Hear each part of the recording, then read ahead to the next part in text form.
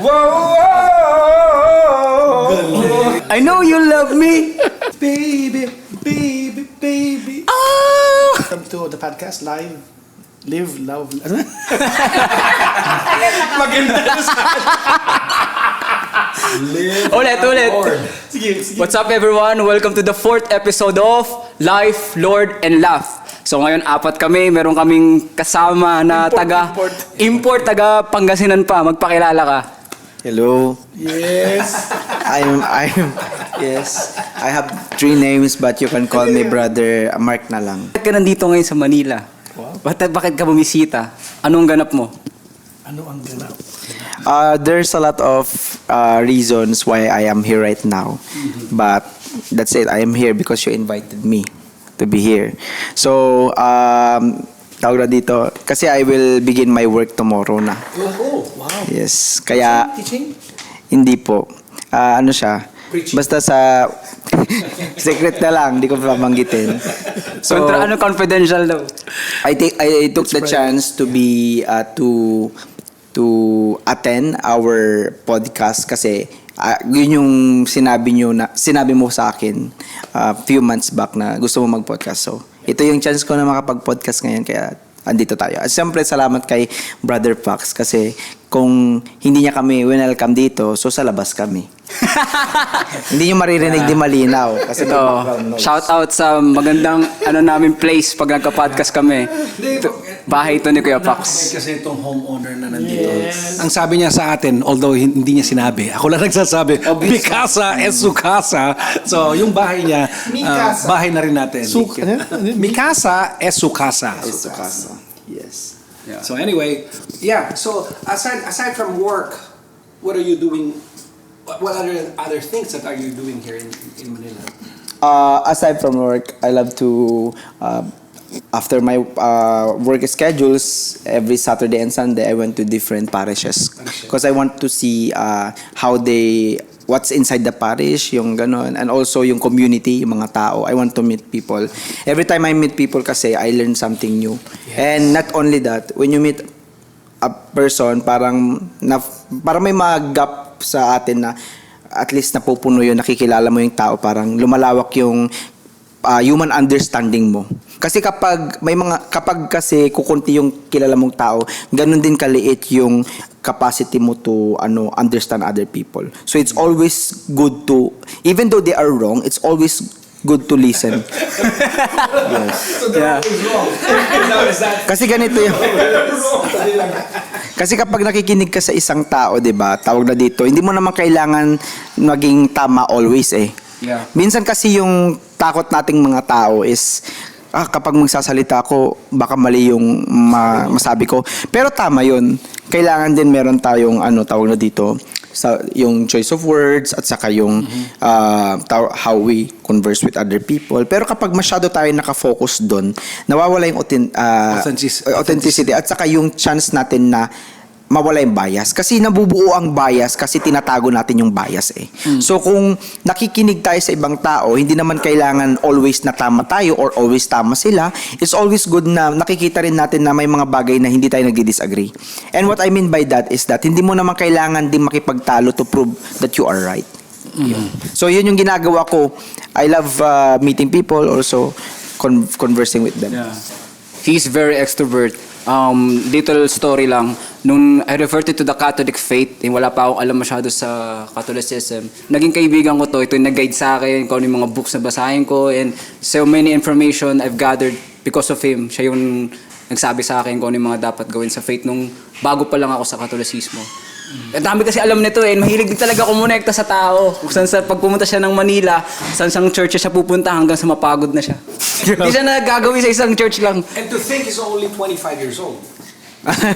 I look 30. No. I'm saying kasi marami ka na experiences, especially with the religions, di ba? It's not only the Catholic Church, di ba? No. But prior to the Catholic Church, di ba? You've been to other denominations, di ba?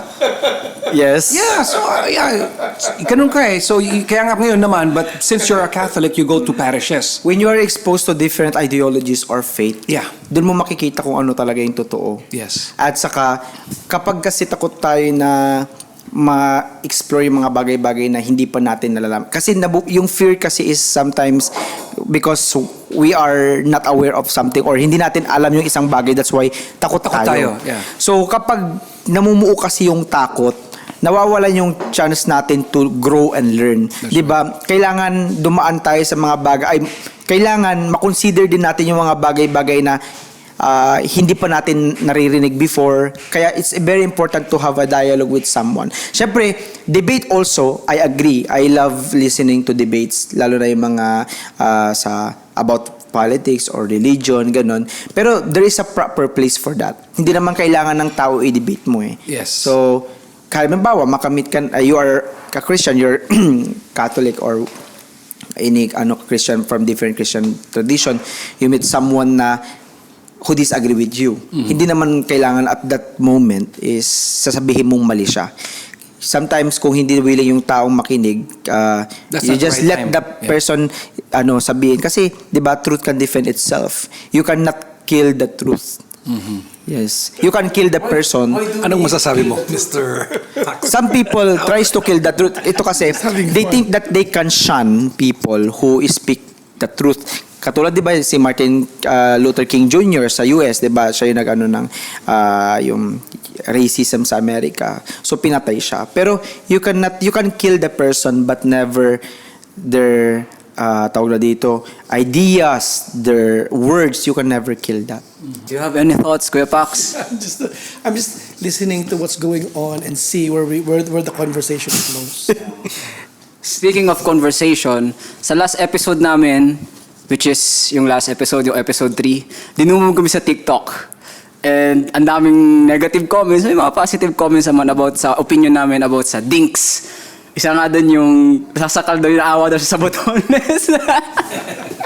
Wala na akong botones. Kaya nag-jacket eh. Kaya nag-jacket para Zipper na lang, zipper. Wala na akong botones, zipper naman. Ikaw ba, nakita mo ba yun yung about sa dinks? Yes, I saw that actually. Bawa yung zipper. Nakita mo ba yun yung about sa dinks? Yes, nabasa ko yung ilan sa mga comments. Di ko naman kailangan basahin lahat kasi ang dami din comments. Pero yung mga nag-disagree at mga nag-agree. Sometimes I think when people disagree, at least they listen to the opinion or the idea, di ba? Because if you do not listen, at least yung simula ng idea, they cannot disagree or they wouldn't react to the idea, di ba? Yes. So, tama si Nino dyan in the sense that it's good if truth were the objective, it's good to have a dialogue. Diba? Yes. Because the only way we can arrive to a better society is when truth is embraced, right? I think nga yung parang most common doon na debatable na point nila is kaya yung ayaw nila mag-anak yung Generation Z ngayon kasi ginagawang parang retirement plan yung mga anak nila. I think it's a good idea to talk about it. Is it wrong for the children to be retirement planned as a question? Is it wrong? No, for me kasi sa commandments, honor your mother and father. Assuming na walang commandments, let's just assume for a moment na hindi ka Katoliko. Why should my parents use me as the retirement fund? Why shouldn't they just, take care of themselves? What do you think? Ikaw first.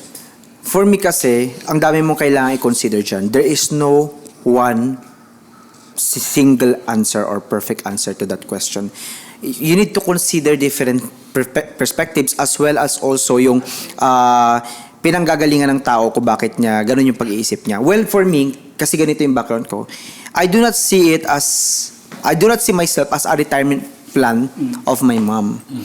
Kasi I never felt that I was raised because she wants money from me pagka lumalaki na ako. Hindi ko naramdaman na pinalaki niya ako kasi kailangan niya ng pera or gagamitin niya ako sa pera. I never felt that. Though by the way, I'm adopted, yes.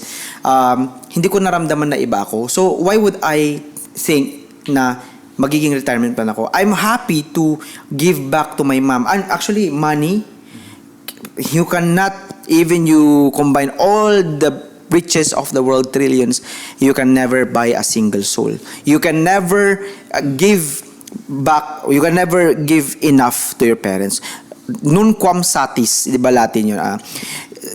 Di Jesus nun quam satis, ibig sabihin, of Jesus there is never enough. How you treat other people, that's how you treat Jesus. So if you want to treat Jesus the best way, you need to treat them also the best way. So our love is never satisfied, 'di ba?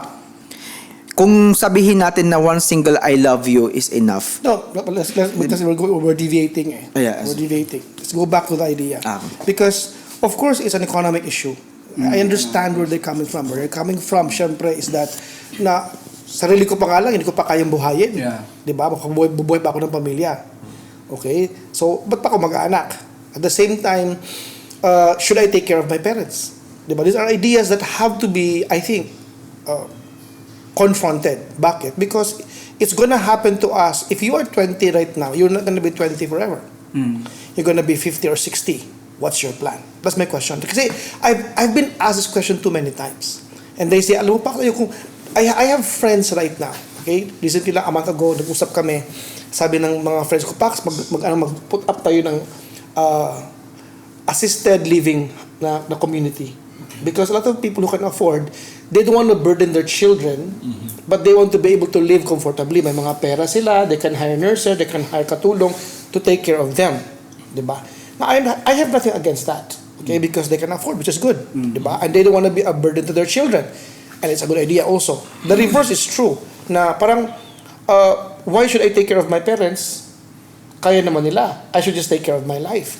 But when you think about that kasi, the whole point of family is relationship and togetherness. Diba?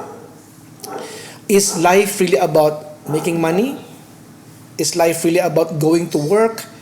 Is that what life is all about? Or is it about we work to make money so we can build our families? Yes. At the end of the day kasi, there has to be a point for why we live. Kasi sometimes we forget, ano bang purpose ng buhay? Obviously, we agree, heaven is the goal, the ultimate goal. Okay? Earth is temporary, and we go to heaven by proving to God that we serve to Allah, we love Him. How do you do that? By doing our duties, responsibilities, saka magmahal ng pamilya at ng kapwa. If you cannot even love your family, how can you love other people? Because love starts in the family. So the question of why should I take care of my parents is really a question of, do you love your parents? Tama si ninyo dyan. Mahal mo ba parents mo? It's not a question of, kasi kung mahal mo yung parents mo, is it normal to take care of them? Yeah. But the way I see it kasi, meron din kasi mga parents na, I'm not ko sinasabi lahat, pero some of them, kaya pa magtrabaho, but pinuputan nila yung mindset sa anak nila na, anak, mag-aral ka ng mabuti, ikaw magkataguyod sa amin. Kahit na yung parents is, kaya pa, malakas pa. But, pinuputan nila sa mga anak nila na, kayo magkataguyod sa amin. Kung mahal mo yung mga anak mo, you don't want to be a burden to them as well. So, it isn't just, so the question is not whether we should take care of our parents. The question is also not whether we should allow our kids to take care of us or we should take care of our kids. The question is, how much do you love?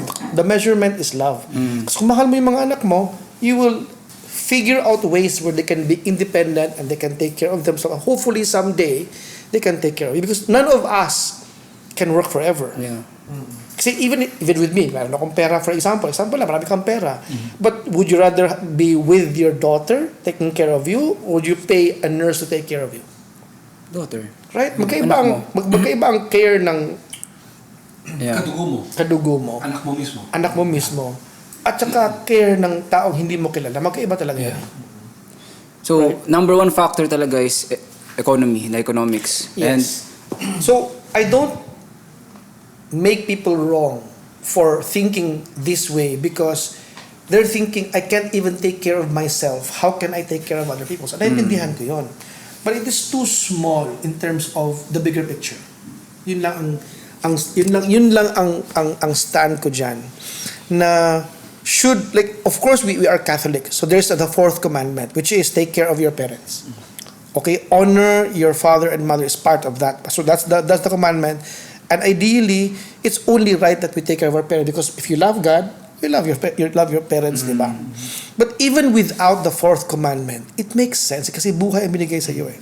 So, sige, wag mong bigyan ng pera ng parents mo. Wag mong bigyan ng pera ng parents mo. Isolate mo yung buhay mo. Sige nga. Hindi pwede. Kaya nga. So, how much money can you make in your entire life using the life you have now? How much money can you make pambayad sa buhay na yan? Because buhay ay binigay sa iyo eh.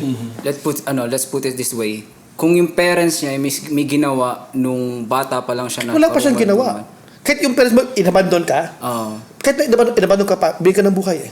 How do you measure So, life? papasok siya sa forgiveness. No, Like, whether you agree with me or not, at the end of the day, for example, si Nino adopted, for example.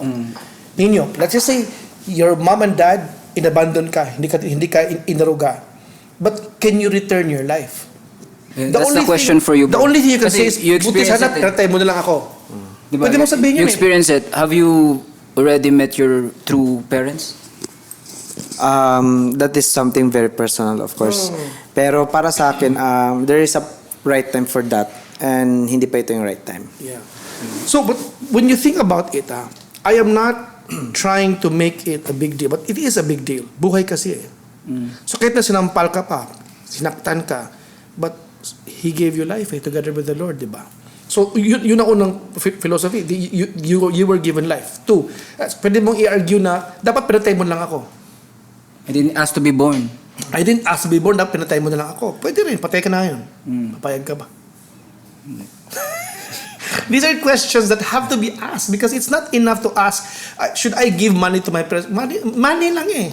Money lang eh. No, but it's not only money, di ba? We're talking about at their retirement age, ikaw din mag-aalaga sa kanila. Pero it's like what he said, it's about love. Tayo, may duty tayo sa parents din natin. Sila, ginawa nila yung part nila nung bata tayo, yung baby tayo, whatever. They can argue kasi na, paano ako magmahal? Hindi mo lang ako minahal eh. The argument can back and forth eh. Yeah. Na, paano ako magmamahal ng mga parents na hindi naman ako minahal? Yun. That's another argument. Again, I've argued this too many times nga eh. I've heard both arguments. At the end of the day, it ends up with, do you value your own life? Because if you value your life, then magbigay ka ng katumbas. What is it that you can give back that is equivalent to your life? No, sabi mo, di ba kanina yung isa, yung masama yung pagtrato sa kanila nung bata sila. Posible. Pero I mean, it all boils down to the fourth commandment na honor thy parents, di ba? Pero yun, alam mo, tandaan mo to sa examination of conscience. Yung honor thy father and mother, hindi lang naman para sa mga anak to their parents eh. Pababa din yun. Na yung did you give them good di ba? It's true. Yung, Are you a good parent? Also? Tapos yung catechism and all that stuff, di ba? So kanyo baliktaran yun. Kaya nga ganun din when they get old, we have to take care of them as much as we can. The moment that children begins to question why they should even care about their parents, catechism yun eh. Hindi naturuan ng maayos na, of course, parents mo yun eh. Kaya nga, kahit na masama pa yung trato sa'yo, pero later on, siyempre yung parents mo na, or yung father or mother who was maltreating you back then, baka nag-iba na rin siya later on in life. Di ba? Siyempre na marirealize na mali How old nila. are you now? I'm 50-something. 50-something. And this is something that you and I can relate to. Yeah. Okay? When we were younger kasi at 20s, Yeah. we don't yet know the importance of being parents eh. The amazingness of being parents. Diba? We don't yet know how love really is like. Kasi ako, I felt so much love. I touched the idea of unconditional love nung I had Christian. Yun yung first na. Yeah. Diba Okay. yung feeling Yeah. na you were willing to give your life up for Yeah. your boy, diba? No, because when we were Diba? kids, or nung younger kami, you guys are still young. In your 20s, di ba? 25. Yeah. We don't know. You're more of yourself. Yeah. sarili. We don't know Pero what pag it nag-anak na means. kayo, pamilya na Yeah. kayo, iba na. Hindi lang focus. Mas selfless ka na, Trust me. para ka na sa pamilya mo. Yeah. Until you have your own children, you don't know what it truly means to be unconditional. Right. Kasi when I first had my son, automatic talaga na I'm willing to give up my life for this boy. Yeah. To that point na kunyari pag hindi siya makahinga, yung uhog, higupin mo Yeah. for your son. Yeah. Higupin mo, willing kang gawin yon para sa, I'm not gonna do it for anybody else, Yeah. For your son. but for your son, willing ka. So, I think when parents aren't able to do that for their kids, something has happened along the way. So I don't want to judge but something happened along the way. Isn't a trauma also sa parents? Parents can Pwedeng also sa have trauma. parents niya rin kaya di niya nagawa sa For anak sure. niya. Sins are passed Parang on. Cycle lang siya. Kaya you have to break the cycle. Generational Somehow, curse. Yeah, it has to be broken. Kaya para then Should, to move. is it wrong? Of course it is. Do I understand what happened to them? Probably not. But at the end of the day, whatever happened to them, sin is sin. When it comes to retirement plan kuno na idea, is there a specific age para masabi mong kailangan mo na alagaan yung magulang mo? Or kaya pang magtrabaho ng magulang mo? Technically, the Bible does not Say even anything. mention about Yeah. retirements, technically. So technically talaga, we're supposed to work until we're able. Hanggang kaya mo pa, you're supposed to work. Because work is sanctifying. It allows you to Work is honor worship. God also, honor God through your work. So it's actually good to never stop working, Yes. right? Kung hindi ka man magiging empleyado, at least stay work. Be productive as a person, di ba? But at the same time, if you're a sensible son, there's talaga a moment when you have to ask, why should my father still work 8 hours a day? Pwede namang half day na lang. Pwede namang takasundot ng mga bata. Pwede Especially namang, kung kaya mo naman na kaya mo naman silang tulungan eh. Yeah. And part of the problem, I think, is the reason we start thinking this way kasi in the past, whether it's the Chinese or the Indians or the Jews who are still doing it now, they don't live separately. Yeah. Community. They live together. Yeah. Even the Italians. Yeah, they live together. They take care of the singles, the single ladies. Yeah. They take care of the widows. Okay? They pool their resources. So all those who are incapable, naaalagaan. So these ideas would not have happened if not for the American idea of separation. Separation, yeah. Like yung pag 18 ka na, Kasi pag be independent naghiwalay na. kasi, Pag-adopt that ka. becomes a problem because naghihiwalay, the family kasi are splintering eh. Samantalang in the past or even biblically, it was designed to be together instead of being separated. Why is it like that sa American culture? Gusto nila kasi yung independence. Independence. My opinion is going to be controversial. Both sides, I mean, You're going to have to edit this. Yeah. Okay lang yan, nagkakat ko na. Cut! I think this is just my opinion. Okay, I okay, think okay. The Protestant culture Protestant culture. has started it. Okay, I see. Fathers because in the past talaga it was all familial. Whether it's Israel, it was all familial. Okay?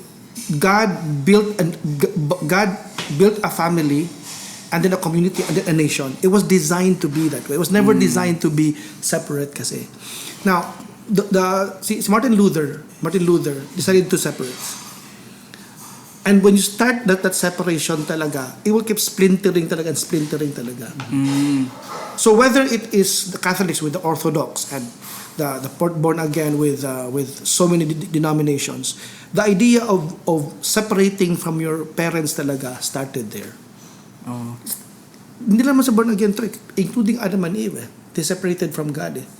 All separations are is an attack on the family talaga. The nuclear family. Yes, Nuclear it's really an attack to the nuclear family. So it's a now part it's of the not original it's sin. not the intention of the fathers. Like I don't think it was intentional on Luther's part. I don't think it was intentional on their part, but it's happening anyway because once you prioritize ideas Yeah. over family, mangyayari I talaga think yun. it's a symptom din. Because look, ito na lang sa mag-boyfriend. Would you rather be loved or right? Or would you rather be in a relationship or would you rather be rich? You see, these are questions that have to be addressed because if you answer wrongly, it will splinter. Like, with your girlfriend, si Gina in 20 years never said sorry. Never said sorry? Never said sorry. Bakit? Because to her, pag nakain na kita yun. They don't say sorry with words. They say sorry with their actions. So if you're only communicating in one language, words lang, hindi mo maintindihan. But if you start, like, the fact na pinansin ka niya, sorry na yun. The fact na... Understood. The fact na pinansin kita, sorry na yun. The fact na pinakain kita, sorry na yun. No need na ng words. But you see, it's difficult for men to pick it up eh. To took me a while na, yun pala ang sorry niya. Pinakain na. Honey, mag-sorry ka na. Kumain ka ba? Oo. Sino nagpakain sa'yo? Ganyan pala, sorry. Yun na yun. Mas maganda nga yung application eh. Pero I realized kasi that women value actions more than words talaga. Oo ba? Hey, we need But they need communication, right? They use communication only to confirm what they already see. But if they don't see it and you just use word, it doesn't work talaga. I know because I'm having that problem, right? Di ba? Yeah. So you have to show the words and then confirm it. You have to show the actions and confirm it with the words. I get that naman. Alam mo yun? But whether it's family, for example, ito, Family. the idea of alagaan ko ba yung parents ko? Oo naman. Because mahal mo, alagaan mo. Whether it is going down to the children or going up to the parents. Pero yun nga yung nagiging factor dahil nagiging retirement plan sila. In generation ko, ayaw na nila mag-anak. Kasi ayaw nila maulit yung naranasan nila sa anak nila. Kapag nasa Pilipinas ka, okay, at ayaw mo magpamilya, ayaw mo magkaanak, what happens to you when you're a single guy at the age of 50? Alone. Okay? What happens when you get sick? Walang mag-aalaga. Wala kang pera una. Wala kang pera, wala mag-aalaga sa'yo. What now? Dead. Uy! Uy, lagaan mo. So when you start thinking kasi to live outside of the family, remember in the past, in tribes before, di ba? Pag hindi ka kasama sa tribe, mamamatay ka. If you live outside the tribe, mamamatay ka. It's a punishment to push you out of the walls of the tribe kaya. Kainin ka ng mga leon doon. Yeah. Diba? That's why for most people, they're scared to be outside of the family because the family There's is strength in protection. numbers. Family is protection. Now, modern times, because nawala kasi ang threats. Individual na. Nawala ang threats. We are okay with living. There's no more threat to living individually until you're old. Because when you're old like you and me, and we now live separately, like ako, I have money, I have a house, I have a car, but if I get sick, what? Call the ambulance. 911, what's your emergency? You can go to the hospital. Yeah. The nurse will leave you the whole day. They'll only go into there for the regular checkup. But you do not feel love at all. Yes. You cannot buy love eh. Why? Yeah. Why is that? What is your thoughts? Because love is given freely. You do not demand it from someone. Real love is something na, tawag na dito, real love is something that you're not expecting it but they giving it to you. And you're not forcing yourself to love someone. That's real love from Yeah, you. mahal ko talaga. Ikaw. Kaya totoo yun. Siguro sa generation kasi natin ngayon, masyado ng convenient. Tapos tama yung sinabi ni brother. Saka, Anong threat? marami ng products kasi ngayon ng broken homes, broken family. Hindi natin sila masisisi. Actually, kapag may magko-comment na they disagree with what we are sharing here, we are not attacking individuals who experience brokenness in their homes. We understand them. We're just stating that the importance of family. But for those who have no family left, for those who grow up without a father or mother and they do not have idea how to start a family, remember this, you are still loved by the Lord. Amen. Just, there are people who still love you even though you do not know. And if you do not feel it from anyone, yes. Walang iba. And if you do not feel it, I hope that someone will give that love that you're longing for. Kasi the reason why people are some people are negative about these ideas like family ideas because they do not have this experience that we experience, I the agree love. also. And also, But I want to pause ninyo because I really love what you said. May nagmamahal sa'yo. yes. Jesus loves you. And Yes. I don't know if it's emphasized enough. I don't want it to go like it's not important. It is important na may nagmamahal sa'yo. Because like, if you can just experience that kind of love and you can pause and reflect na may nagmamahal sa'yo, even if you feel like wala, will change your life actually. At saka ito, kasi we cannot, this is sa family, when we are inside the family, halimbawa, you have faith, for example, you're the only Christian in the family. And they might be also Christians, but they are always, tawag na dito, parang hindi nila na-feel yung love. Maybe because kailangan pa natin iparamdam yung love. Baka tayo yung nagkukulang, hindi sila. The reason why other people are bitter because we are not giving them sugar. Hindi yung sugar because we are not, instead of understanding them, we try to, yes, you're wrong. Every time you pinpoint the wrong in others and you do not consider yung bakit niya nasasabi yun, you are not really converting that person. You are pushing that person away. Even though that correcting action is coming from the place of love. Love, yes. Some people are not yet ready to listen. Digging deeper kasi, yun what Ninyo is referring to is the different levels or dimensions kasi of love. There's a dimension where you feel cared for. Isang dimension ng pagmamahal yun. And it's something that most of our craving for. But the dimension kasi of also correction is part of it. Because in reality, love is ordered also. Love is true, love is ordered. And hindi pwedeng love feeling lang. Hindi pwede. Ano ba sabi ni Saint Paul? Kasi pwedeng sabihin din ng ibang tao About na love.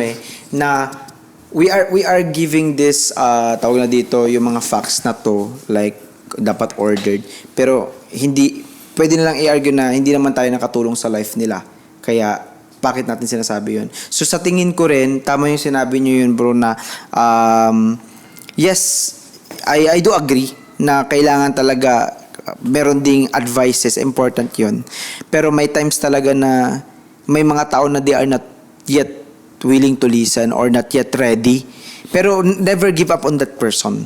Kasi minsan defensive mechanism yan, sinusubukan niya kung hanggang saan yung love na tinutukoy mo. I do think that there are those people all over the world. Meron naman. But tayo kasi, the only thing we can do is to be that loving person to the people that we can touch. Sino yung mahawakan mo? Sino yung maabot mo? Because I don't know if I can offer love to somebody I don't know. Kaya nga, when si Father, sino yung nasa Davao? Sa The other one? Davao? Ano sa? Father Salvador, Palar Corona, Father Tim. Father Tim said something really nice that stuck with me. Sabi niya, God has designed our world so that each of us have the burden of love. So for example, sabi niya, God does not send a theologian to your friend because the theologian cannot move his heart. God sent you. You have to be Christ for your friend. So each of us, lahat na nakarinig, tayong lima na nandito, have to be Christ for them. So, for example, I cannot convince your friends because I wasn't sent to your friends. You were sent to your friends. So, in effect, it unburdens us to try to save the world. God sent you to the specific people around you. So, if the call is to love the people that you can touch, it becomes easier. All of us are called to do that, diba? So when Ninyo says na may matatouch ka along the way, and if we all learn to pass that love to everybody else, the world will be a better place. I'm not burdened to save the world. yes. Christ was called for that. Yun ang calling ni Jesus. But I'm simply called to be Those in love, around you. in love with all of you. Yes. Yes. Kasi di naman kailangan na lahat is ma-convert natin, di ba? guys in love with you, Pare.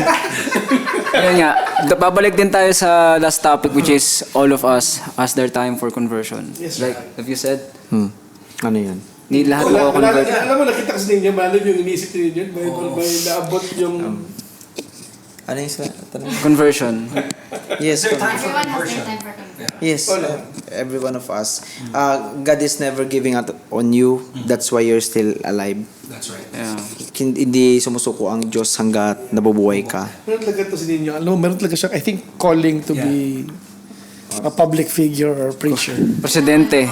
Kasi, look, when you have a burden to touch more lives than what is only around you, Yeah. calling, some calling is there. Kasi ang calling ko lang talaga kung sino yung malapit sa akin. 'Di ba? When you give love to other people, you are giving back love to yourself.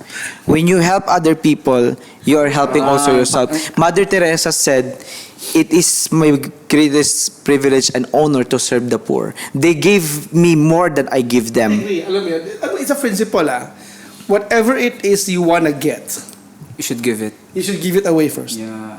If you wanna make more money, you have to give it away first. Parang sabi nga ni St. Augustine din. If you wanna get love, you have to give it away first. Yeah. If you wanna be forgiven, you have to forgive. Forgive. Yes. Yeah. Sabi ni Give it St. away Augustine. Yeah. Whatever it is that you wanna get, Yeah. give away in double portion. Yes. Give away in double portion. Totoo. Oo naman. Yeah. Diba, in the old days, diba, they offered the best lamb, yung lamb that they have, the best perfect one Yeah. for the Lord. So para ma-bless din kayo. And you know. Alam mo, since Catholic naman tayo, no, and we have to address the fourth commandment. Ba? Kasi to me, I will be the first to admit when I was younger, so I've mentored so many people over the years. When I was younger, I used to advise all of the people I'm coaching to leave their house. Leave their parents, live independently. Because my goal at that time talaga was to make sure that these kids that I am mentoring become financially independent and they can take care of themselves. What I didn't know that while my advice was good for them, it was bad for the family. Yeah. So, So ano mas nagmamatter? For No, but- their individuality or for the so family? now I realize that the question is not supposed to be about leaving their house. The question is still, can I help them become financially independent without leaving their family? Oh. Right? Because, for example, you have to give them responsibilities. That's why naisip ko, when young men marry early, they get responsibilities. It's not the independence, it's the responsibility that changes a man. Kaya lang ngayon yung So, mga either you're taking care of your wife or you take care of your parents. Take care of your siblings. Help them finish school. Take care of you have to bear responsibility. If you don't bear responsibility, you'll never grow up. You'll be a kid for the rest of your life. Exactly. You'll not grow up. Pero may mga nagpapakasal ngayon, they are not open to life, 'di ba? May mga ganun ng married They're not pero doing it kasi nga they have forgotten what the point of purpose of marriage, marriage. for. Because right now they have devolved love. They have devolved love to the idea of I have feelings for you. Kasi meron akong naramdaman sa iyo mahal kita. Anong balak mo talaga? yes, dapat may plan ka with good intentions ka. Kasi emotions and feelings are fleeting eh. What I'm saying is this, but it's true. Kasi kung feelings ang pagbabasehan, that's not enough. That's not enough ground and foundation for a lasting relationship. Kulang. Because feelings will fade. Yeah. Feelings will go up and down. And besides, love isn't about having feelings for you. Love is doing what's good for you. Sacrifice. Sacrifice is part of it. But sometimes you don't have to sacrifice when you want to do what, like for example, ito, I don't want to talk about my son, but he is the one. So we were arguing over Christians. Si Christian. We were arguing over, should I go to mass? Who's asking that? Siya. Sabi ko, yes. Sabi niya, do I have a say in it? On a regular Sunday to. On a regular Sunday, do I have a say in it? Don't I have a choice? Sabi ko sa kanya, define freedom. Freedom is not about the ability to do whatever you like. Freedom is being able to do what is right. Ano bang tama ngayon? To worship God or to do something else? He smiled and he agreed because yun nga, the issue is, I think people are smart. The definitions are problematic. So when people say, nagsasama sila but they don't want to have kids, they have forgotten the proper definitions. Ano ba talaga ang meaning ng pag-aasawa? Ang iba yung nagmamahalan, iba din yung mag-aasawa. Kasi dapat may product of love. Love is only a part of marriage. Responsibility is also part of that because you become a partner when I marry you, for example. Okay? Assuming babae ka. No, ako yung Assuming babae ka. If that partnership does not allow for life, hindi siya enough. Family is the image of the Trinity on earth. Kasi andyan yung husband, andyan yung wife, andyan yung family. Well, people who are struggling with homosexuality, for example, same-sex attraction, are also called to chastity. And some of them are also becomes fathers and mothers. So sa tingin ko, hindi problem dito yung yung weakness nila. The problem is, finifeed sila ng mga ideologies that are trying to push something to destroy the traditional family value.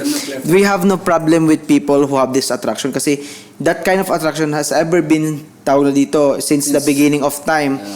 Tawag na dito, hindi yung problem. Ang problem dito is nag-change yung understanding natin. Katulad dito, even heterosexual relationship, a man and a woman, but they are not open to life. What's the difference with a person na hindi sila open sa life? Also. Exactly. That's what I'm trying to say. Using They have pleasure. forgotten. Yes, Now, for if you do not have the intention to marry, you're supposed to be chaste for the rest of your life.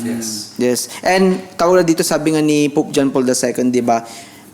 No man and woman who is not chaste is capable of love. Only a chaste man and woman is capable of love. Why? Because a chaste man and a chaste woman looks at the person they love not as an object of pleasure. They look at it as, tawag na dito, mamahalin nila. Kasi kapag hindi ka chaste, gusto mo lang to please your lower appetites, you can do it alone and you use other people. That's why andyan yung prostitution, because they are afraid of responsibilities. They are trying to get, sex is really a gift that you give to your wife. but it's not a priority. Yung iba ginagawa nila, dinidistort nila yung sex kasi nga dahil available yung mga materials like pornography, ganito ganyan. Pero sex is something na sacred. And tawag na dito, a married man and a married woman, a married man and woman are called to create life. And ito ang problema, may mga kasal nga pero they use contraceptives. Parehas lang Pero din yun. it defeats the purpose eh. Ba't ka nagpakasal kung hindi ka pala open sa life? Yeah. Kailangan open sa life. Yun nga, when people forget the purpose for things, mangyari talaga. Like marriage or sex wasn't designed for pleasure. Of course, may pleasure dimension. It's not the end goal. But it's not the only dimension that makes it whole. You denigrate it if the purpose is the pleasure. Halimbawa nito, 'di ba? Kung gusto mong gutom ka, gusto mong mabusog, nag-iisip ka, alam mong dangerous yung pagkain. Kakain ka ba ng maraming chichirya just to make yourself feel busog or maramdaman mong full ka na? Di ba hindi? Kailangan kumain ka ng masustansyang pagkain. Likewise, ganun dapat yung understanding natin. Hindi lang tayo kumakain dahil gusto lang nating mabusog. Kumakain tayo kasi kailangan natin lang lakas, kailangan natin ng energy. Is kanin. Ano pag afford lang na kanin sa chichirya? Ibang story na yun. Ibang story na yun. Siyempre, may mga But I think the biggest factor in that is be aware na meron tayong spiritual warfare na world demons or the evil entities. Yes, it exists, but for some people, they have different definition of that and they have different understanding based on their I faith think background. pinaka-important is why. Why are we here? That has to be asked. biggest question. Anong Why? purpose sa mundong to? Are we just here to enjoy life or there's something more to this temporary life? Biggest Until why. the question is answered, asked and answered. To know, I think to the only problem is To love and to serve to serve God. the Lord. Pero pag titignan nyo yun, lahat yun is about love. about love. Yung love na, basta yun yung tamang definition ng love eh, to know, diba, to love and serve the Lord. Yung love nasa gitna palagi. Siya yung nagbabayin ng to know at saka yung to serve eh. Kapag walang love sa gitna, hindi magdudugtong yung to serve at saka yung to know. Yeah. If you are not interested with someone, ibig sabihin paano mo siya mamahalin? You need to know, diba? Kasi ibig sabihin interested ka. I think the biggest problem of that. Aware tayo dun sa sa factors na yun. But for me at least, nakakalimot lang talaga tayo. Nakakalimutan natin yung mga ganung bagay. Yung biggest why, yung questions. I think society has moved into a place where that question is forgotten. It's never asked anymore. I think by nature, it's part of our nature to desire bigger things. Kasi 'di ba, minsan naman naramdaman mo yung tama si Agustin, 'di ba? Na ano yun? Na I have searched But ano yung sinasabi niya na may butas pa rin yung puso niya until it finds its rest in you. Parang ganun na saying, di ba? Because there's definitely a desire. Like I was telling, sa mga kausap ko kanina, I was talking to one of the guys, one of the ladies kanina, and I was telling her na, habang na pinakapakita si Farah Kuna kanina, it dawned on me na, how long will I be alive? How long will I be alive? Like we're now 50s, in our 50s. Diba? We're not gonna live forever. Right? We're not gonna live forever. Let's just say 25 years, 75. Okay? Or 80. Maybe a little more. But whatever time we have, we're gonna go die. Yeah. And then the question will be asked, are we gonna go up or down? Diba? So I ask the question, ano kayang feeling o experience na nasa langit? Ano kaya experience na nasa impyerno? Okay? If based on what we know now, we don't want to go to hell for sure. Right? We want to go to heaven.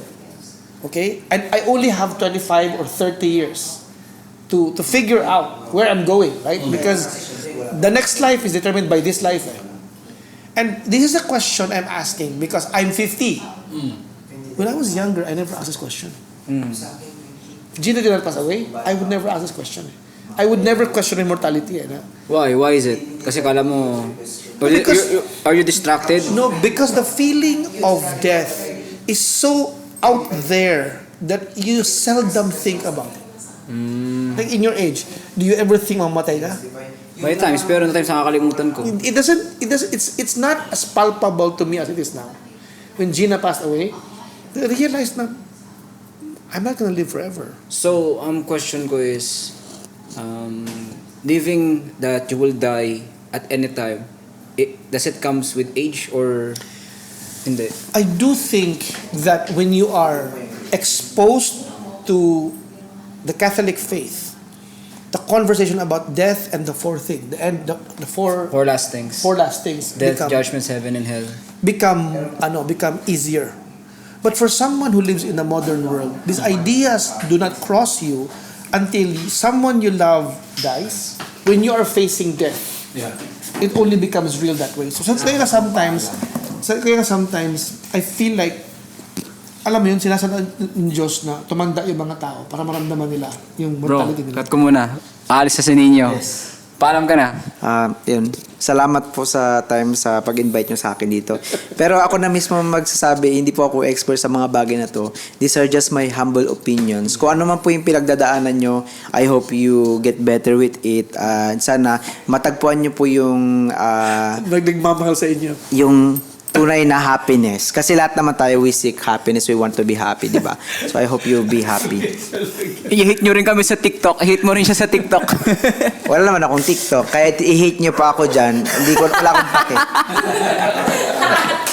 Hey, before you leave, hindi tayo nag-opening prayer. Let's pray muna. Maybe we can end na rin? Yeah. That's a good episode na rin. Let's go. We're gonna end this podcast with a prayer. In nomine Patris et Filii et Spiritus Sancti. Amen.